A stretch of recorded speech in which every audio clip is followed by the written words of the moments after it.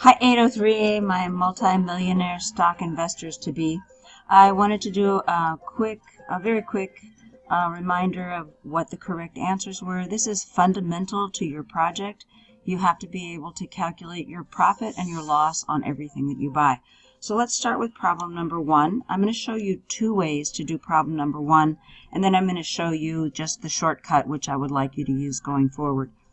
First of all, look at my nice little stock certificate. When you actually buy stocks, you can get the certificates, but you'll just be buying them electronically. No need to worry.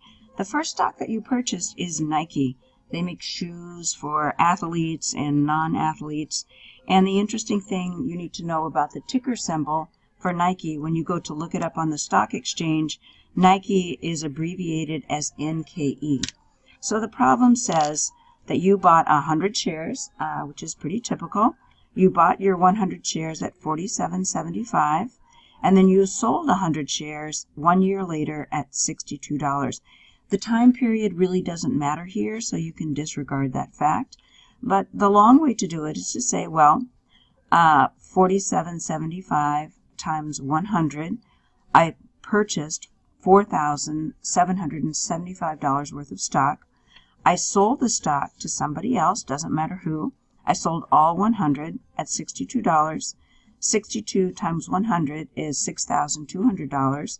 So if I subtract 4,775 from 6,200, my profit is $1,425. That's a pretty good profit and a pretty typical kind of rise in a stock market. Let me show you the shortcut. So this is what I would like you to use going forward. I didn't need to make that first calculation. All I needed to do was find the difference in the price. So if I subtract 62, which is what I sold it for, from 47.75, I get $14.75. I multiply that by the number of shares that I have, and once again I will see that I have a very nice profit of $1,424. Okay, let's move on to problem number two. Problem number two says that this time I purchased 259 shares, so it's an odd lot, 259, and I purchased them Sonic, in case you are interested in buying Sonic. It's a fast food company. It's a chain that owns a lot of fast food businesses. Sonic, when I bought it, it was $24.38. But when I sold it a year later, the market price was $22.12. So instead of doing that first calculation, I'm just going to find the difference. So when I find the difference, I subtract the purchase. I put P for purchase and this for sale. I get 622. So I lost $2.26. So $2.26 was my loss, and again that would go in red. So unfortunately this is an odd number. I'm going to take $2.26, multiply it by the number of shares that I had, which was 259, and this time I suggest you get your calculator out, turn it on.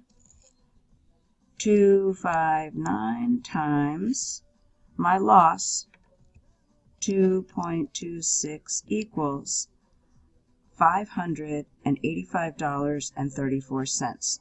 So this is how much I lost on this trade, $585.34 loss on the whole number of shares.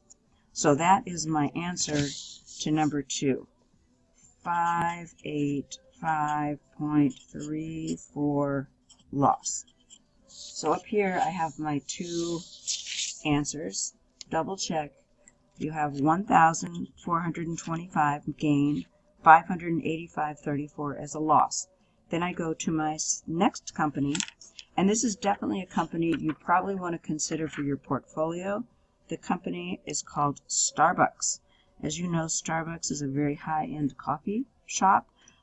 Check their price, because you will see over time, their price has pretty much just done this. The ticker symbol for Starbucks is SBX. That's how you'll find it on the stock exchange. In this case, they've sold for $52.12 per share 18 months ago. You purchased 100 shares. You sold your shares at $68.38 per share. How much profit did you make? So I'm going to take $57.12 and I'm going to subtract $68.38. Do that on your calculator just so you don't make any mistakes. You have 57.12 and you subtract 68.38, enter. Make sure you do your calculation first. So you had a little over $11.26 gain. So I'm going to multiply that by my 100 shares. So my profit on Starbucks, and I'll write it in green, is $1,026. $1,126 profit. So on my first stock and my third stock, I had a profit. On my second stock, I had a loss. Number 4, you own 450 shares in 3 companies. The number of shares and their current prices are. So in this particular case, you need to do a calculation for each different value. So the value, I'm really just going to take the 450 shares, the number of shares and their prices are 175 times Gillette. Gillette makes razors, a very big company, very profitable company. That's my first stock. Then I'm going to change to purple for my second company. I have 189 shares times 34.25. That's General Electric. And that's another one you might want to consider. GE has had some problems, but it's typically been seen as a very good investment. And I have definitely something you might want to think about, and that's Hershey. Hershey Foods makes chocolate, as you probably know.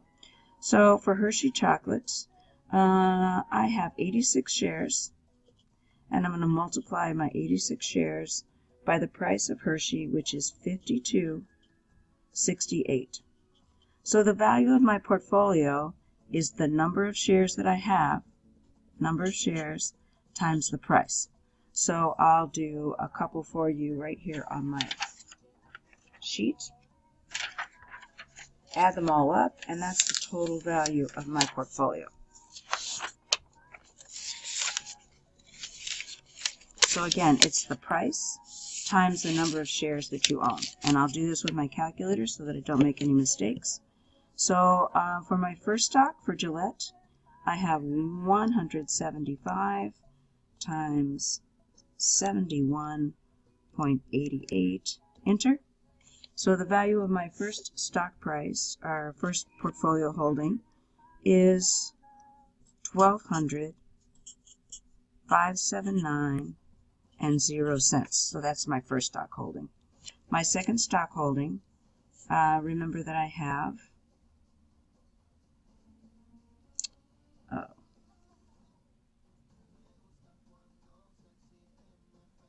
189 shares times 84.25, and those are my holdings in Starbucks. So let's try that again.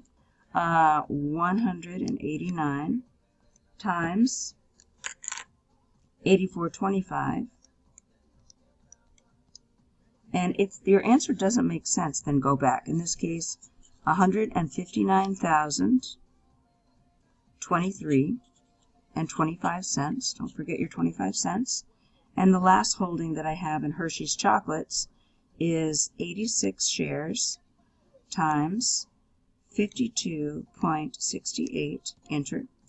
And that is 4530.48. So I take those three values, I add them up, and that's the total of my portfolio. And I suggest that you do this again in your calculator. So my portfolio value, the last value is still there. I hit plus 15923.25. I hit plus again, 12579. Enter. So my portfolio value is a very large number, which I'm going to have to redo because I've obviously put this in wrong. So let's just total that up, and that would be the total value of your portfolio when you add those three things up. Let's go on down to question number 5.